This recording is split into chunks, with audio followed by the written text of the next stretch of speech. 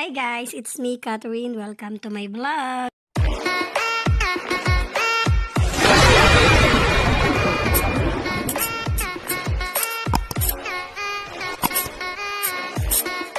Hi guys, for today's video, tara samahan nyo kami. Kung OFW ka, makaka-relate ka dito. So, mangangalakal muna ang mga person. Ayan. So, guys, papunta nga pala kami ngayon dito sa labas or pupunta kami sa store kung saan pwede namin mapapalitan yung mga bote na wala ng laman. So, sabi nitong kaibigan ko, mapapalitan daw to sa mga convenience store. So, magta-try kami kung talaga nga bang napapalitan o magiging pera ang mga boteng walang laman. So, ayan, habang naglalagay ko rin pala yung mga coins na kinuha ko sa aking alkansya at aking papapalitan. So, taghirap ang person and syempre, ayan, nakarecruit pa ako ng mga kasama. Salamat nga pala sa dalawa kong kasama na nagbitbit ng mabibigat na bote. So, ayan, nagpahinga muna kami dito kasi nga sobrang pagod. Ayan, so may payosi pa ang isa dyan. So, guys, yung mga bote na dala namin is yan yung pinaglagyan ng rice wine. So, ayan, mabebenta daw yan, mapapera daw yan, pero titingnan namin kung ano ang mangyayari sa mga boteng mabebenta namin, kung ito nga ba ay mapapera or ang mapapagbenta na ibibili din namin ng mga pwedeng mabili or pwedeng kapagkain kasi parang hindi yata makukuha ng cash. Kailangan mo ring ibili yung amount ng bote na mabebenta namin. So, it means hindi namin makukuha yung cash. Ayan, so ibibili din namin ng mga pwede naming magamit. O ayan guys, nagtry kami magtanong sa High Life kung meron ba sila or tumatanggap pa sila ng mga bote. So kasama ang palad, ang sabi ng cashier, hindi daw. Hindi raw sila tumatanggap.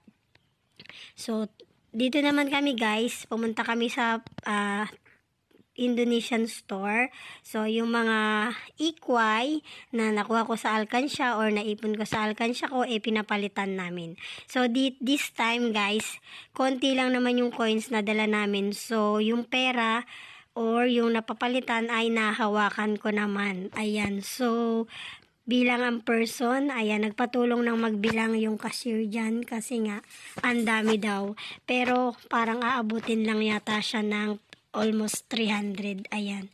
So, para makasigurado ang cashier nga pala ay lalaki, ayan.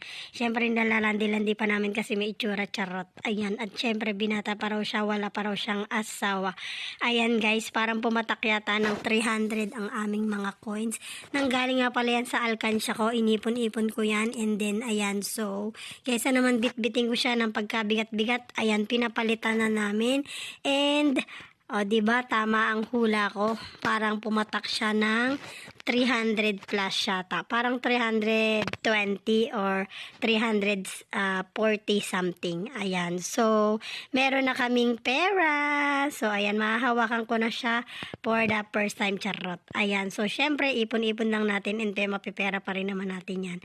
So, ayan guys. Nagpatulong na siya maglagay. So, yan. Ang bait niya. Buti nga pinalitan niya kasi yung iba aayaw. Ayaw din sa 7-Eleven. Hindi rin sila tumatanggap. So, dinala namin yan. Tinry lang namin sa Indonesian store. Ayan. So, ayan po ang cashier. Ayan. Binata pa daw siya. So, sabi niya, ma-pretty daw ako. Charis. Ayan kasi ang dami talaga guys, kaya nahirapan talaga siya and ayan, tinulungan ko na nga siya. So, ang aking benching ko or ang aking ikway, kung sa Pinas ay benching ko yan, dito sa Taiwan ay ikway. Ayan, so sobrang tagal namin nagbilangan yan. Ayan guys, mahawak ko na ang pack, 3,000 pesos. So, hindi guys, 300 NTO, diba? Yehey! So, ayan guys, nandito na kami sa store kung saan pwede na naming mabenta ang mga bote na bit-bit namin. So, ayan, tinuro nga pala sa amin to nung Indonesian na pinapalitan namin ng mga ikway. So, sa isang case na ganan, may laman na 20. So, ang halaga ng isang bote ay 2 NT. Ayan, meron na kaming 2 NT. And then, makakatatlo yata kaming case. Ang laman ng case ay 20 pieces. So, ayan guys, tama yung sabi namin na kapag pinapalitan namin yung bote na walang laman. So, kung magkano yung total price na mabebenta namin, ibibili din namin siya ng mga paninda sa loob. So, hindi namin makukuha yung cash. So, ayan guys, okay lang at least kahit papano nabawasan yung kalat sa bahay. Ayan, kasi nga nakakalat lang yan sa bahay. Ayan, at least mapakinabangan man lang. Ayan, kaysa itapon lang naman, 'di ba? So, ayan, ibibili namin yan ng kung ano-ano na pwede naming magamit, na pwede naming maluto or pagkain. Ayan, so, ayan, nakatatlong case kami, bale. So, pumatak ng 60 pieces sa tagto 20. Ayan, bahala na kayong mag-compute.